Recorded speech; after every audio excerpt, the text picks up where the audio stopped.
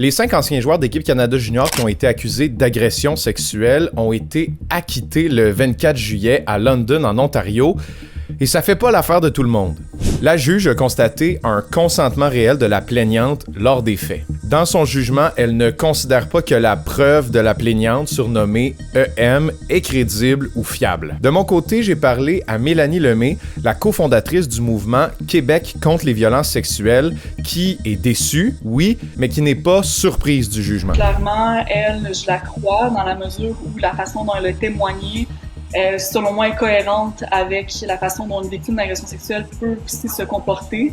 Elle croit toujours la plaignante, surnommée EM. Dans son témoignage, la plaignante explique avoir collaboré à des activités sexuelles avec les accusés en mode pilote automatique, et ce, pour sa sécurité. La collaboration, c'est de se mettre dans une posture où, pour survivre, tu as l'impression que tu n'as pas le choix de jouer le jeu puis d'adopter le rôle qu'on te donne. Donc, dans ce cas-là, elle était dans une posture où on lui demandait implicitement de jouer à l'actrice porno parce que d'une certaine façon, elle le dit elle-même, elle a figé. Donc clairement, elle a eu vraiment peur et c'est la raison pour laquelle elle s'est décousue son témoignage puis elle est dans une posture aussi où elle dénonce le fait qu'elle ne se sentait pas en sécurité.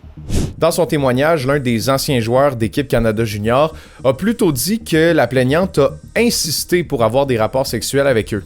Selon Mélanie Lemay, le système pénal, ce n'est peut-être pas le système parfait pour ce genre de crime, puisqu'il pose le fardeau de la preuve sur la victime, qui peut parfois avoir une conduite imparfaite, si on veut, lors des événements. Bien, selon moi, il faudrait créer un nouveau domaine de droit axé sur les violences fondées sur le genre. Et je pense qu'à quelque part, clairement, dans une situation où il y avait un doute raisonnable de s'imaginer qu'il n'y aurait pas une condamnation, je pense qu'à quelque part, ça fait juste démontrer la nécessité de réfléchir à d'autres alternatives pour améliorer l'accès à la justice, parce que la grande majorité des victimes d'agression sexuelle ne vont pas porter plainte. Les avocats des joueurs ont déploré que toute cette histoire ait porté atteinte à la réputation de leurs clients qui sont toujours suspendus à l'heure actuelle par Hockey Canada. C'est encore possible que la décision soit portée en appel ou que les joueurs poursuivent la plaignante au civil pour diffamation. J'espère que ça vous aura donné un peu plus de perspective sur cette histoire. Salut!